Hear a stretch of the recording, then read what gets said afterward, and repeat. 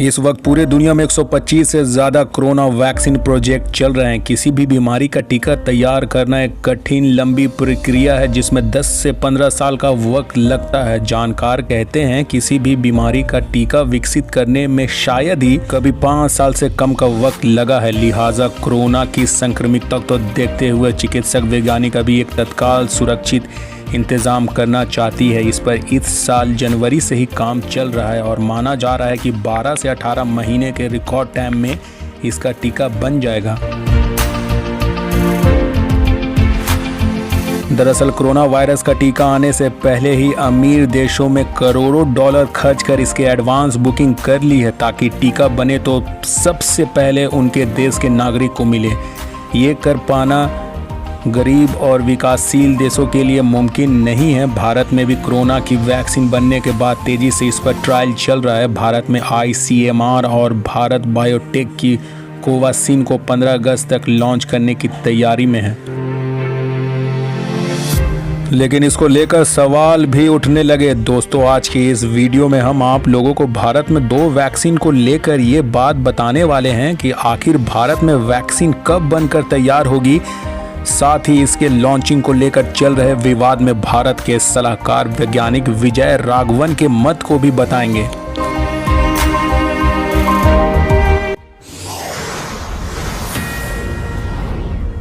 Corona के संक्रमण के लगातार बढ़ते मामलों को देखते हुए भारत सहित दुनिया के कई देश वैक्सीन का इंतजार कर रहे हैं, लेकिन फिलहाल जानकारी मिल रही है अभी ये वैक्सीन आने में अगले कुछ महीनों और का वक्त लगेगा। जानकारी के मुताबिक वैक्सीन अगले साल पहली तिमाही तक ही आ पाएगी।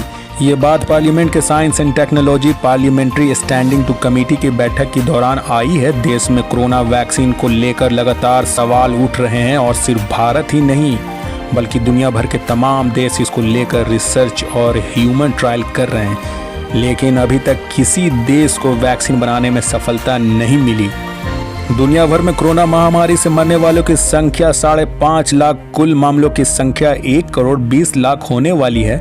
भारत में भी मरने वालों और मामलों की संख्या लगातार बढ़ रही है। इस बीच Indian Council of Medical Research ने तय कर दिया है स्वदेशी वैक्सीन जारी होने की तारीख 15 अगस्त। इसको लेकर देश भर में वैज्ञानिक चिंतित हैं और वो कह रहे हैं कि ये अव्यावहारिक है, जबकि विपक्ष कह रहा है कि ICMR प्रधानमंत्री को खुश करना चाहते हैं, इसलिए 15 अगस्त की तारीख तय की गई है ताकि उस दिन लाल किले के प्राचीर से इस बारे में घोषणा कर सके। हालांकि कुछ दिन पहले इसकी जानकारी सामने आई थी कि भारत में 15 अगस्त तक वैक्सीन तैयार हो सकती, लेकिन बाद में ICMR ने इस पर स्पष्टीकरण जारी कर साफ कर दिया कि 15 अगस्त तक ह्यूमन ट्रायल करने को कहा गया है। लेकिन इसका मतलब ये नहीं कि वैक्सीन बाजार में आ जाएंगी। इससे ये साफ हो गया है कि 15 अगस्त तक कोरोना की वैक्सीन बाजार में नहीं आएंगी। कोरोना वैक्सीन के ट्रायल में जल्दीबाजी नहीं होगी। केंद्र सरकार ने वैज्ञानिक सलाहकार के विजय राघवन ने साफ कर दिया है कि कोरोना वैक्सीन की कठोर ट्रायल प्रक्रिया के साथ किसी भी तरह की समझौता नहीं किया जाएगा। One vaccine and seeing whether it works over a 10-year period and investing on that. We have to invest on 100 vaccines. The world is investing on more than 100 vaccines at the same time. Simultaneously, we have to go fast on the regulatory process without compromising quality. And we have to have manufacturing capabilities expanded while not compromising on our standard immunization program. And then we have to have distribution systems ready even after all this is done. This, instead of costing now $200 to $300 million, will cost you $2 to $3 billion. Vivekananda international foundation में webinar में बोलते हुए विजय राघवन ने कहा है कि किसी भी वैक्सीन की पहली चरण की जांच में समान तौर पर 28 दिन लगते हैं। इसके बाद 2 चरणों में जांच और होती है। दरअसल 15 अगस्त तक वैक्सीन लाने के ICMR के दावे पर कई विशेषज्ञों ने सवाल उठाए। इसके बाद ICMR को सफाई देनी पड़ी थी।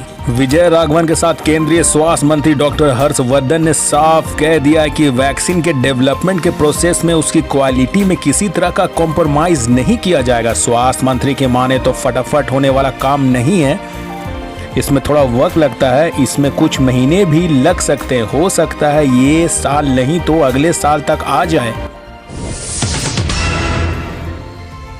दुनिया में कहां तक पहुंचा कोरोना वैक्सीन का ट्रायल। वैसे तो पूरी दुनिया में कोरोना वायरस को लेकर 125 से ज्यादा प्रोजेक्ट चल रहे हैं, लेकिन इसमें से कुछ ऐसे वैक्सीन हैं जो काफी आगे चल रही है। इसमें रूस, चाइना, अमेरिका की वैक्सीन सबसे आगे चल रही है। रशियन डिफेंस मिनिस्ट्री की वैक्सीन क्लिनिकल ट्रायल के फाइनल स्टेज पे पहुंच गई है। मंत्रालय के मुताबिक जिन्हें वैक्सीन दी गई है उन्हें कोई दिक्कत महसूस नहीं हुई है और ना ही वैक्सीन से किसी तरह के साइड इफेक्ट देखने को मिले हैं।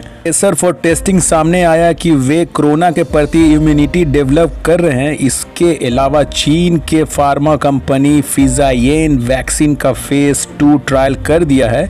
हालांकि कंपनी ने फेज 1 ट्रायल के रिजल्ट को लेकर कोई जानकारी नहीं दी है।